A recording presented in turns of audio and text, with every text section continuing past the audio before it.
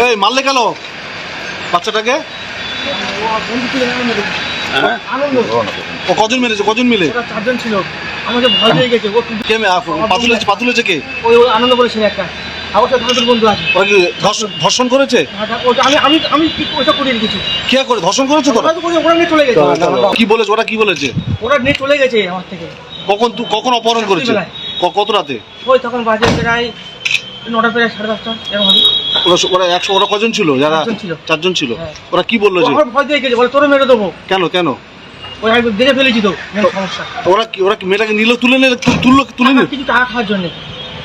তুমি সমস্যাটা কি দেখেছিলে? সমস্যাটা হচ্ছে ওরা 50,000 টাকা চেয়েছে। কার কাছ থেকে? ওই মেয়েটা রেখে দিয়ে টাকা নেবে কিছু, মানে আটকে রেখে দিয়ে। হ্যাঁ মুক্তিপণ। হ্যাঁ ওই। আচ্ছা, আর এটা কি ওরা আগে থেকে পরিকল্পনা করেছিল? ওরা ছিল কখনো কল্পনা করা, পুরো প্ল্যান খাটানো ছিল। কে ছিল ওখানে? আনন্দ আছে, আর আনন্দ দুটো বন্ধু আছে। কি নাম কি তাদের? আমি একজনের চিনি, আর দুজনের চিনি না। আর মেয়েটাকে পেলো কোত্থেকে? পুকুর থেকে। না মানে কালকে রাত্রে মেয়েটাকে ধরলো কোত্থেকে ওরা? ওই রাস্তা থেকে নিয়ে গেছে। মানে মেয়েটা একলা ছিল? একলা ছিল না। কোথায় ঘটনাটা কোথায় হয়েছে? ওই আমাদের ওখানে সূর্যপুরে। কোথায় মারলো কি করে? ও টুটুরো ছিল। অভিযুক্তরা কজন ছিল? চারজন ছিল। ও মেয়েটা ছেড়ে দেওয়ার কথা বলেনি? আমি বলি ছেড়ে দে, আমার ঠেলে মেরে ফেলে গেছে। আচ্ছা, তো তুমি ওদেরকে কি হেল্প করলে? আমি হেল্প করতে কি, আমার এখন কিছু বলার নেই তো। আমি ফেসে গেছি মধ্যিখান থেকে, দাদা লাগতে আমার বাইরে তুলে নিয়ে এসছে। আর তোমার আনন্দ খুন করেছে? হ্যাঁ আনন্দ। প্রতিবেদনের শুরুতেই আপনাদের শোনালাম বারুইপুর কাণ্ডে এক অভিযুক্তের চাঞ্চল্যকর স্বীকারোক্তি। সেখানে সংবাদ মাধ্যমের সামনে তিনি জানাচ্ছেন ওই 11-12 বছরের যে নাবালিকা যাকে ধর্ষণ করে খুন করা হয়েছে বলে অভিযোগ, যদিও এখনো ময়না তদন্তের রিপোর্ট আসেনি। ময়না তদন্তের রিপোর্ট এলেই বোঝা যাবে শুধু খুন নাকি ধর্ষণ করে খুন। কিন্তু তার আগে অন্যতম অভিযুক্ত প্রভাস মণ্ডল তিনি জানালেন আসলে ঘটনাটি কি ঘটেছিল এবং কেন ওই নাবালিকার আজকের এই মর্মান্তিক করুণ পরিণতি। তিনি বললেন যারা অপরাধী প্রত্যেকেই মদ্যপ অবস্থায় ছিলেন, তিনি নিজেও মদ্যপ অবস্থায় ছিলেন। প্রভাস মণ্ডল নিজের নামটি বললেন এবং তারপর আরও 4 জন মিলে ওই নাবালিকাকে আটকে রেখেছিল। উদ্দেশ্য নাকি ছিল মুক্তিপণ, 50,000 টাকা লাগবে। তারপর যেটা ঘটলো অত্যন্ত বেদনাদায়ক, মর্মান্তিক। দর্শক বন্ধুরা, এই ঘটনার পর উত্তেজনা ছড়িয়ে পড়ে বারুইপুরের সূর্যপুর হাট অঞ্চলে। নাবালিকার মৃতদেহ আটকে রেখে পথ অবরোধ হয়, রেল অবরোধ হয় এবং উত্তেজিত জনতার দাবি দোষীদের দ্রুত শাস্তির ব্যবস্থা করতে হবে, ফাঁসি দিতে হবে। সেখানে উত্তেজিত জনতা বিক্ষোভ প্রদর্শন করেন। পুলিশ এসে বিষয়টিকে নিয়ন্ত্রণ করেন এবং রাজ্যের মুখ্যমন্ত্রী শুভেন্দু অধিকারী প্রশাসনের মাধ্যমে নির্যাতিতার পরিবারের সাথে কথা বলেন। আপনারা একটু শান্ত হন, প্লিজ প্লিজ, একটু শান্ত হন। আমি এখানকার আইজি সাহেব বলছি, কালকে যে ঘটনা ঘটেছে আমরা তাতে সবাই মর্মাহত এবং এই কেসের সঙ্গে যারা যারা জড়িত প্রত্যেক লোক অ্যারেস্ট হবে, প্রত্যেক লোকের উপযুক্ত সাজা হবে। আমরা ফাঁসির সাজা দেব। একটু আগে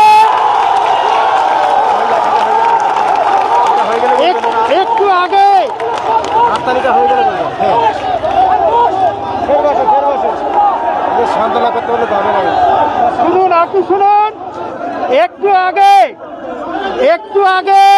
আপনার কি নাম? একটু আগে আমাদের মুখ্যমন্ত্রী ফোন করেছিলেন, ওর সঙ্গে কথা বলেছেন ডাইরেক্টলি।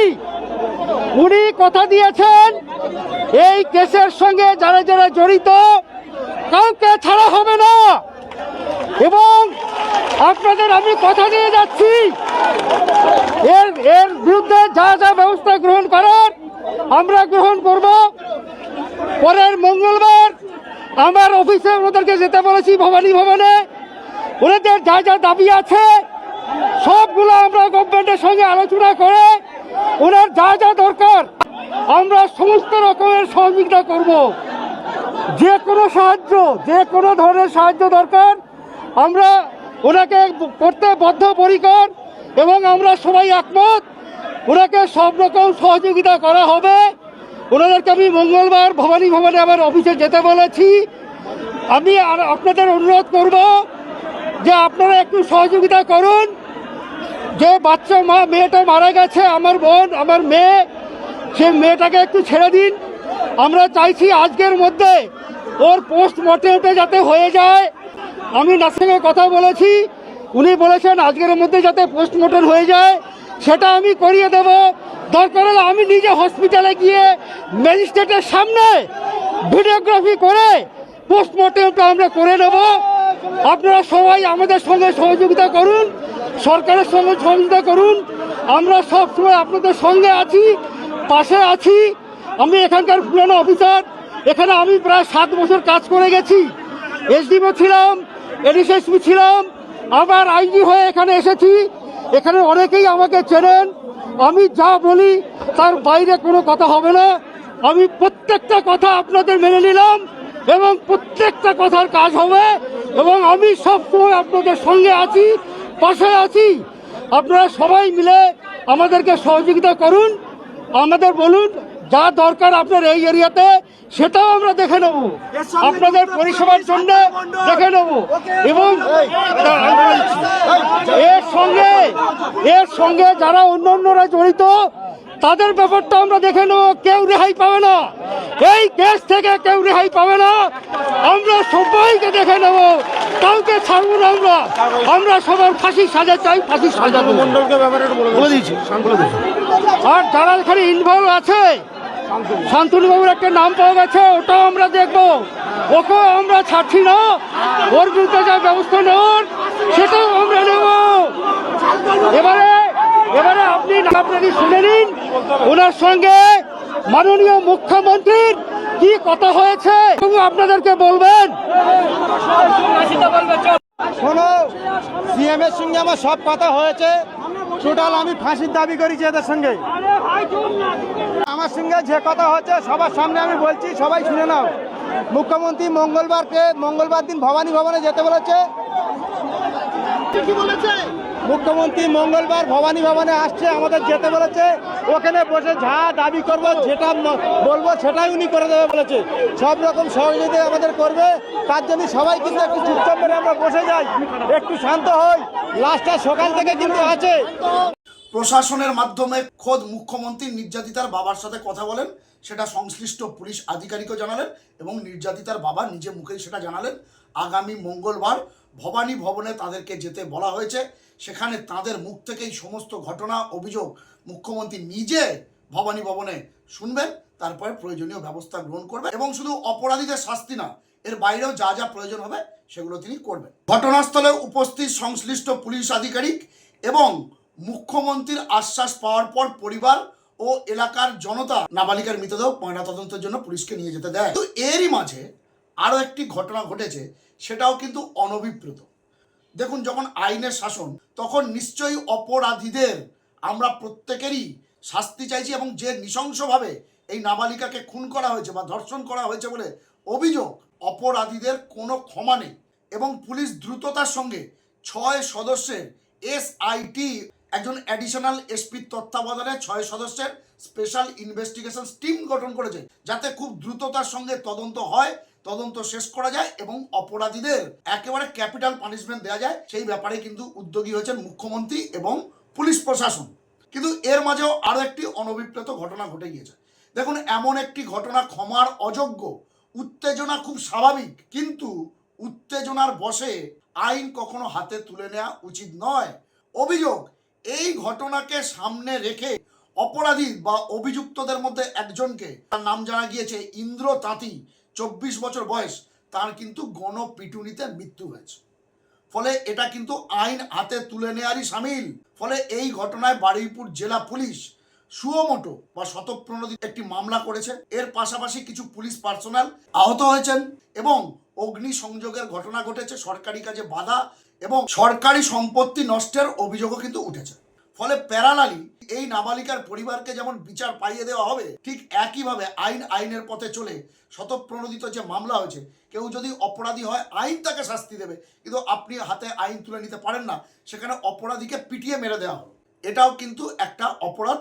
সুতরাং আইনের পথে চলবে, কি হবে আগামী দিনে আমরা দেখব। দর্শক বন্ধুরা, এই প্রতিবেদন আমি শেষ করব, কিন্তু তার আগে এমন একটি বর্বরচিত মর্মান্তিক এবং দুর্ভাগ্যজনক ঘটনাকে সামনে রেখে এলাকার বাসিন্দারা স্থানীয় সংবাদ মাধ্যমকে ঠিক কি বলেছেন আমরা একটু শুনবো। পাড়ারই মেয়ে, বাচ্চা মেয়ে, কালকের বিকেল থেকে এনাকে খুঁজে পাওয়া যাচ্ছিল না। পুলিশ প্রশাসনকে ওর বাবা মা যখন চলে যায়, হারিয়ে যাওয়ার পরে জিটি করা রিপোর্ট আছে। আমাদের পাড়ার ছেলেরা, এই পাড়ার ছেলেরা, ওই পাড়ার ছেলেরা সারা রাত খোঁজাখুঁজি করেছে, পায়নি। রাত্রির বেলা থেকে সন্দেহ হয়েছে, সকালে গিয়েছে ভিডিও ফুটেজ দেখে, দোকানের ক্যামেরার ফুটেজ দেখে আমরা দুজন ছেলেকে সন্দেহ করেছি। তাদেরকে তোলার পরে আমরা সবাই মিলে গিয়ে, ক্যাম্পের পুলিশ গেছে, কোনো পুলিশ আসেনি এছাড়া। এই বডিটা আমাদের পাড়ার ছেলেরা উদ্ধার করলো না, উদ্ধারে শুধু আমাদের ছেলেরা ছিল, আর ক্যাম্পের একজন ব্যক্তি ছিল, বয়স্ক ব্যক্তি। আমার নাম অরূপ নস্কর। মেয়েটাকে যা পজিশন বোঝা যাচ্ছে, কিছু ছেলে ছিল 4 জন, আনন্দ নাম, গোড়ে নাম, আমাদের এই সামনে ব্যাংকের পিছনে বাড়ি। ওরা সম্ভবত পোস্টমর্টম না করলে জানা যাবে না, তবে ওরা মেয়েটাকে নৃশংসভাবে রেপ করতে পারে, করে ওরা পাশবিক অত্যাচার করে মেরেছে। আর আসামিগুলোকে ছাড়িয়ে নিয়ে চলে গেছে শান্তনু মণ্ডল বলে আর একজন ছেলে। আচ্ছা, আমরা এখনো এই এভিডেন্সটা এখানে পড়ে আছে।